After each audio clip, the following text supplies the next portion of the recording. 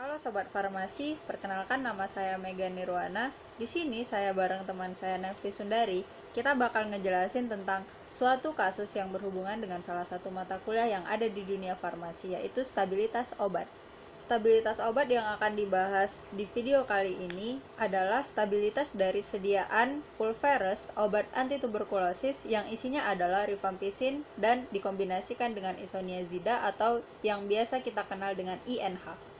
Sebelum kita masuk ke pembahasan dari stabilitas obat sediaan pulveres yang isi zat aktifnya ada rifampicin dan isoniazid.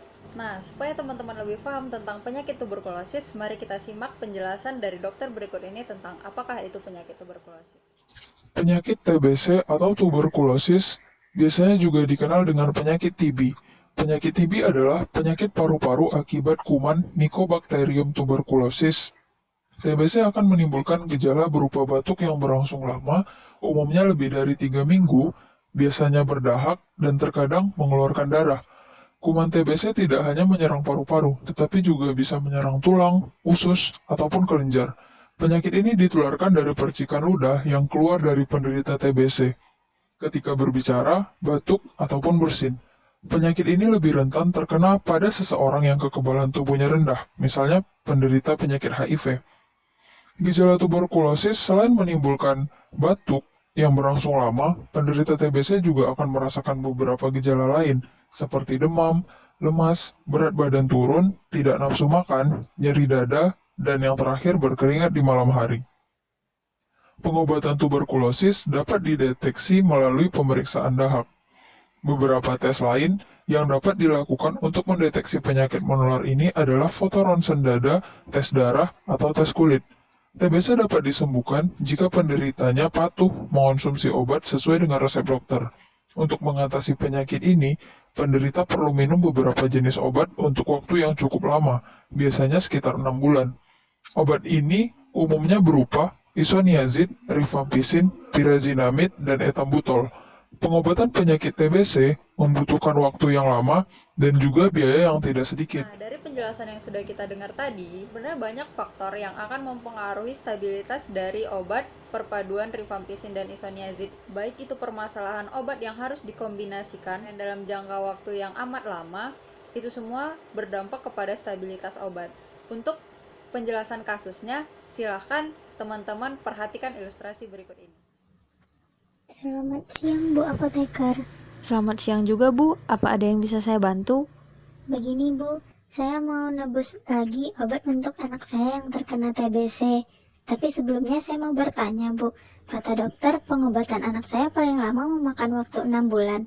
Tapi ini sudah 6 bulan dan anak saya tidak kunjung sembuh. Kira-kira kenapa ya, Bu? Wah, apa anak ibu selama ini minum obat secara teratur? Iya, Bu Apoteker. Anak saya selalu saya pantau setiap minum obatnya. Apakah pernah kecolongan atau lupa minum obat walaupun sehari? Saya rasa tidak, Bu, karena setiap pagi saya yang selalu menyiapkan obatnya semenjak 6 bulan yang lalu.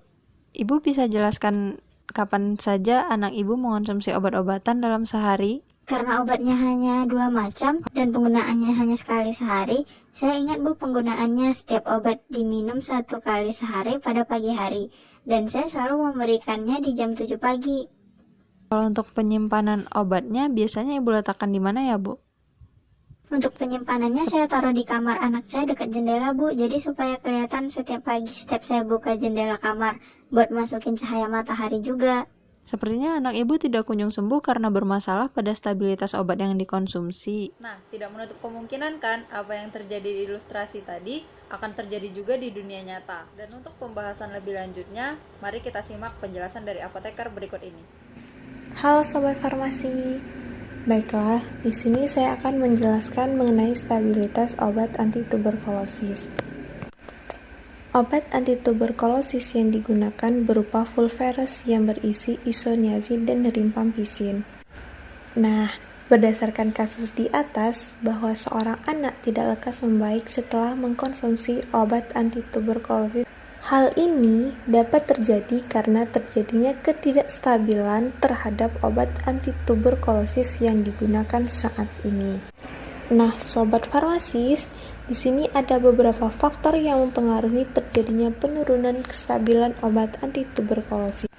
Faktor-faktor yang mempengaruhi kestabilan obat antituberkulosis antara lain, yang pertama yaitu suhu, kedua kelembapan, ketiga cahaya, keempat waktu penyimpanan, dan terakhir interaksi zat aktif yang digunakan. Suhu dapat menyebabkan suatu obat menjadi tidak stabil karena semakin tinggi suhu, maka akan semakin cepat zat aktif tersebut mengalami penguraian, sehingga akan mengurangi kadar obat yang akan digunakan.